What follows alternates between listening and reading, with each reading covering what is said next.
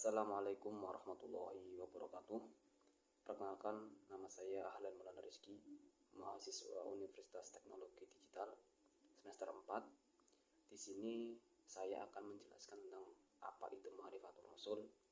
Ma'rifatul Rasul itu manusia yang sangat membutuhkan adanya seorang Rasul, karena secara fisik manusia selalu ingin tahu keberadaan Sang Pencipta, selalu menginginkan untuk dapat mengabdi secara benar kepada Sang Pencipta atau Allah Subhanahu wa Ta'ala, dan selalu menginginkan kehidupan yang benar.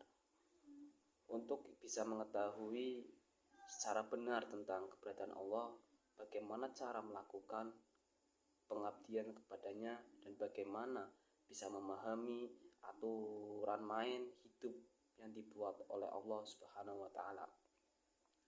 Sebagai pencipta yang akan menjadikan kehidupan manusia menjadi teratur, semuanya itu hanya bisa diperoleh melalui penjelasan atau petunjuk dari seorang Rasul. Maka keberadaan seorang Rasul menjadi sangat dibutuhkan oleh manusia. Dengan mengenal Rasul, kita diharapkan dapat mencintai Rasul dan mengikutinya. Perkara ini sebagai cara bagaimana kita taat dan mencintai Allah Subhanahu wa Ta'ala. Oleh karena itu, mengenal Rasul tidak saja dari segi jasad, nasab, dan latar belakangnya, tetapi bagaimana beliau beribadah dan beramal soleh. Setengah masyarakat mengetahui dan mengamalkan sunnah Nabi dari segi ibadah saja, bahkan dari segi penampilan saja sangat jarang Muslim yang mengambil contoh kehidupan Nabi secara keseluruhan dan sebagai contoh. Misalnya peranan Nabi di segi politik, pemimpin, penjaga, dan juga Nabi sebagai suami, ayah, dan ahli di masyarakat. Semua peranan Nabi itu perlu dicontoh dan diikuti sehingga kita dapat mengamalkan Islam secara sempurna dan menyeluruh. Walaupun demikian, umat Islam masih menjadikan Nabi sebagai Rasulullah adalah dari segi lafaz atau kebiasaan umat Islam bersalawat ke atas Nabi. Bagaimanapun umat Islam yang sholat akan selalu bersalawat ke atas Nabi dan seluruh menyebutnya. Di sini ada ayat, yaitu dalam Quran surah Al-Kahfi ayat 110 yang berbunyi, A'udzu billahi minasyaitonir rajim. Bismillahirrahmanirrahim. Qul innama an yashuruhu mislukum yuha illa an'ama ilahikum illahi wahid. Faman kana yarju'u liqa'a rabbih falyamal amalan sholihan wala yusyrik bi ibadati rabbi ahad. Yang artinya, katakanlah, sesungguhnya aku ini manusia biasa seperti kamu, yang diwahyukan kepadaku bahwa sesungguhnya Tuhan kamu itu adalah Tuhan yang esa. Barang siapa mengharap perjumpaan dengan Tuhannya, maka hendaklah ia mengerjakan amal yang soleh, dan janganlah ia mempersekutukan seorang pun beribadah kepada Tuhannya.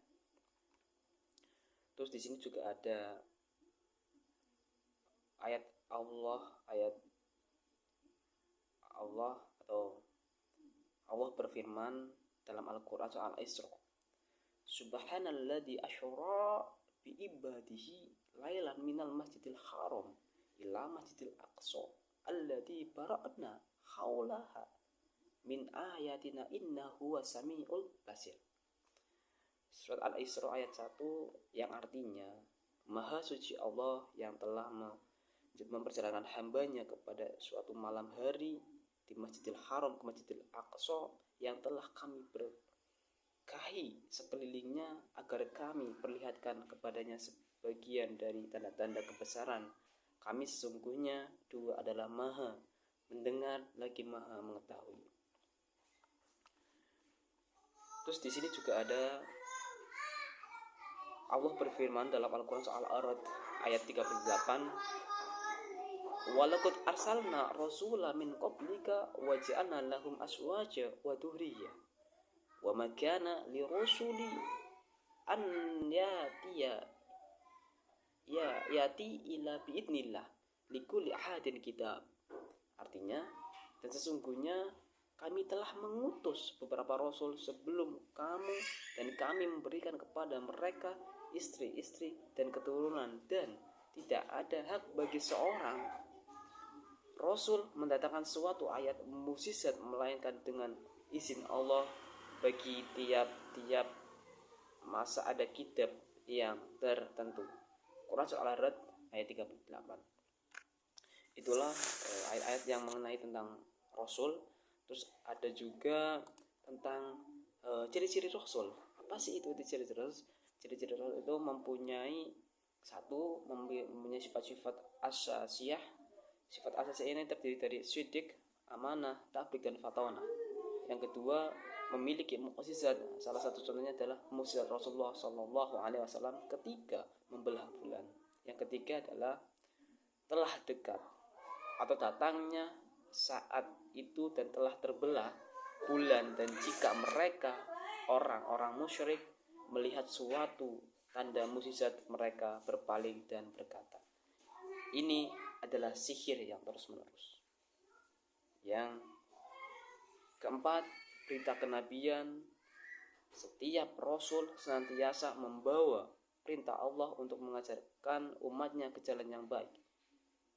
Yang kelima, adanya hasil dari dakwah yang dilakukannya. Hal ini dapat kita lihat pada hasil dakwah Rasulullah SAW yang dari segi kualitas mereka memiliki keimanan yang sangat kokoh, tidak tergoyahkan oleh apapun juga.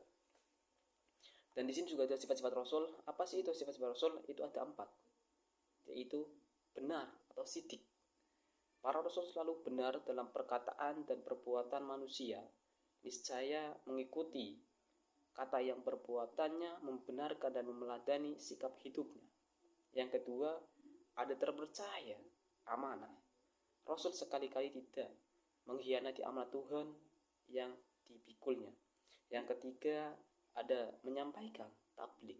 Rasul selalu menyampaikan segala ajaran Allah kepada umatnya. Yang keempat adalah cerdik atau fatonah. Para rasul memiliki kemampuan berpikir yang tinggi. Dan di sini juga ada tugas-tugas rasul. Apa sih tugas-tugas rasul itu? Tugas-tugas rasul itu yaitu rasul diutus oleh Allah Subhanahu wa taala dengan mengemban tugas-tugas yang sangat mulia. Tugas-tugasnya rasul adalah 1. Rasul membimbing umatnya menuju jalan yang benar agar mendapat kebahagiaan hidup di dunia dan di akhirat. Yang kedua, semua rasul menyampaikan ajaran tauhid, yakni mengesahkan Allah Subhanahu wa taala.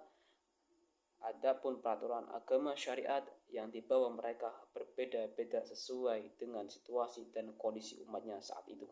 Yang ketiga, kehadiran rasul untuk membawa kebenaran, kabar gembira, dan memberi peringatan kepada umatnya agar mereka menjadi umat yang beriman kepada Allah Subhanahu wa taala. Itu saja penjelasan saya tentang ma'rifatul rasul. Saya akhiri, wabillahi taufiq wal hidayah. Assalamualaikum warahmatullahi wabarakatuh.